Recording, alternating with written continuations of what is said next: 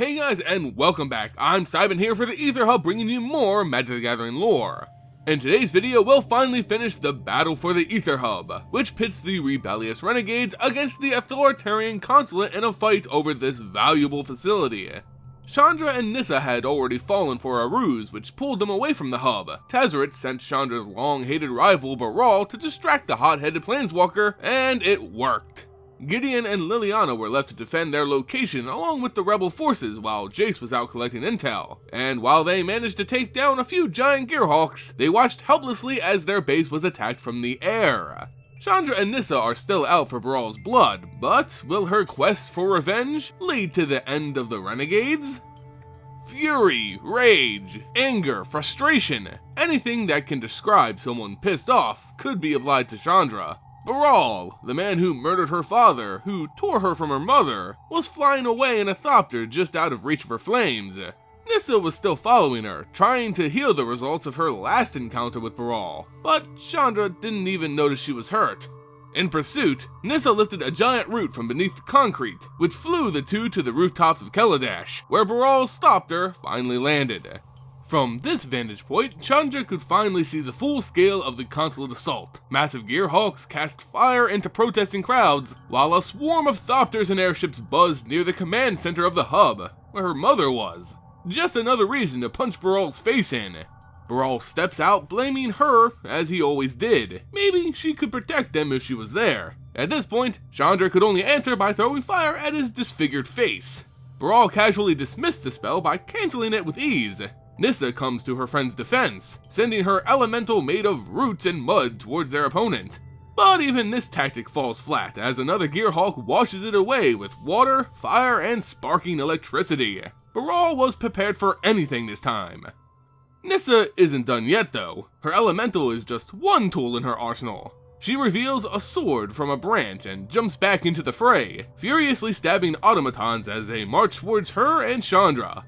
Gearhawks, thopters, and constructs seemingly appear from nowhere. Baral would be harder to deal with than they thought. As Nissa's off fighting lifeless machines, Baral takes the opportunity to finish what he started, attacking the wounded Chandra viciously with his fist blade. She manages to avoid the flurry of stabs, but just barely. Her fire is useless. Her punches, even more so. Chandra needs to fight smart. She superheats the roof of the building, causing its sealant to melt into a sticky tar. Baral grunts at the pain and struggles with each step forward, more determined than ever to kill this child. Fireball after fireball she flings at her opponent, who dismisses them like matches being tossed. He retaliates by casting his own spell, cutting Chandra's forehead and causing blood to obscure her vision. She staggers back, inching further away from this monster, but he's coming. She's out of breath and options. His sword rises into the air, swinging it down with great speed, yet it stops abruptly with a loud metallic clang. A small, artificial bird had cast itself between Chandra and the thrust, leaving it destroyed and the two fighters confused. An old lady screams from across the open air from the balcony of the Etherhub. It's Mrs. Pashiri, yelling vulgar language at Baral. By her side stands the tall Leonin Planeswalker Ajani, her close friend, both willing to help Chandra despite her mistakes. The Etherhub is abuzz with action. The Consulate officers have seemingly won, but the Renegades were managing to escape aboard the Heart of Kirin, their prized skyship.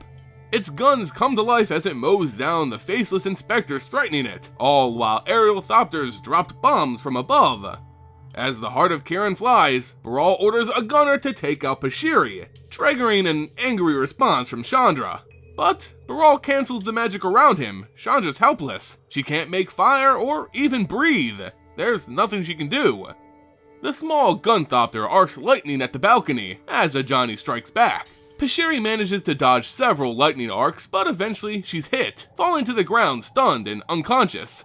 Baral laughs at their pathetic attempts to save the pyromancer. Like her father, they would know the shame of her, just as he did when Baral stabbed him in the gut. He made his opinions of that night quite vocal.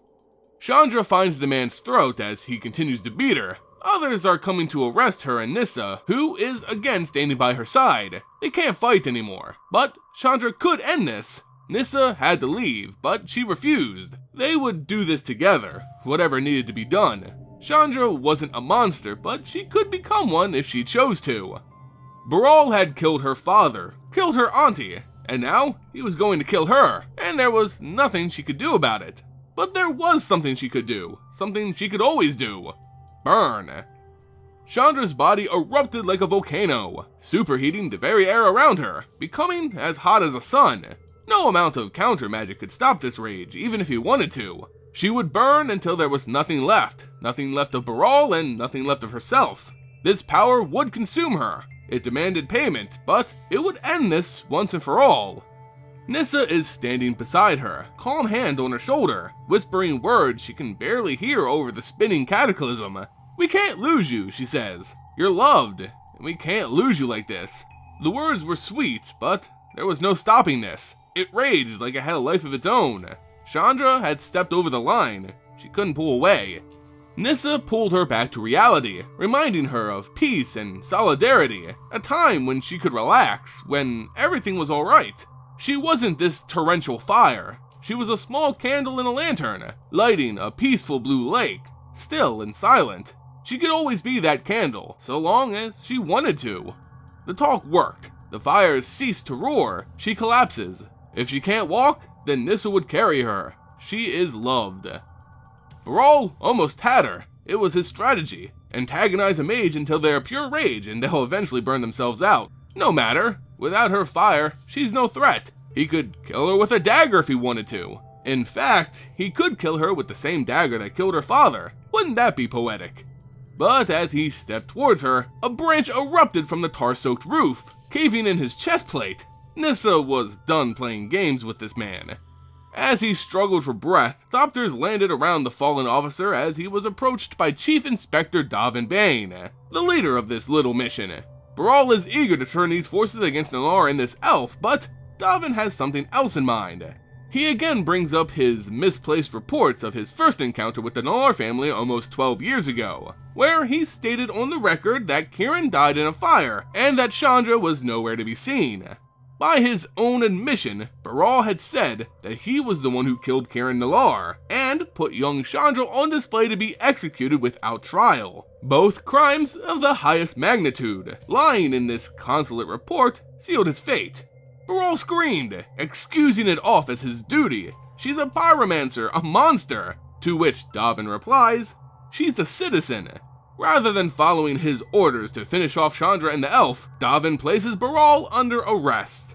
In one of the best lines in all of MTG, Baral says that he won't forget this. To which Davin replies, "Excellent, I do not care to repeat myself."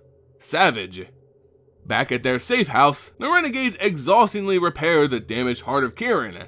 Most had escaped, but not without cost. Pashiri was gravely injured, but alive, being healed by Ajani. Chandra could barely bring herself to come to her bedside, feeling responsible for her fate, for everything. If she hadn't run off to fight Baral, maybe she could have helped.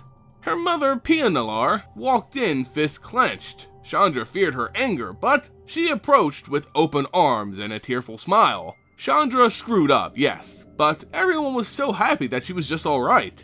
Gideon was there to support her. Nissa brought her back to reality. Ajani healed her, and Pia loved her. This wasn't the end of the Renegades. They lost the Aether Hub, but they still have each other and the will to continue onwards. The fight for Kaladesh has only just begun, as urgent news comes to the command center.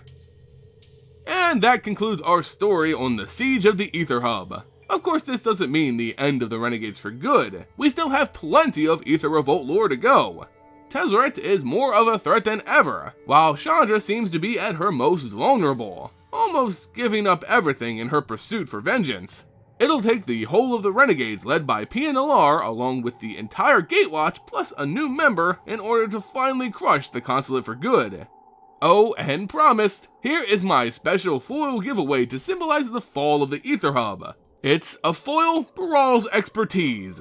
To those of you who guessed correctly, believe me, I made a mental note, wink wink. But for everyone else, if you want a chance to win this card, all you have to do is subscribe to the Aether Hub and leave a comment on this video. I'll select a comment at random and announce the winner at the end of my next lore video. Anyway guys, thanks so much for watching. If you enjoyed it and want to support the Etherhub here on YouTube, just leave the video a like, share it with friends, and of course, subscribe for more awesome MTG content. I'm Seiben here for the Etherhub, and I'll see you next time.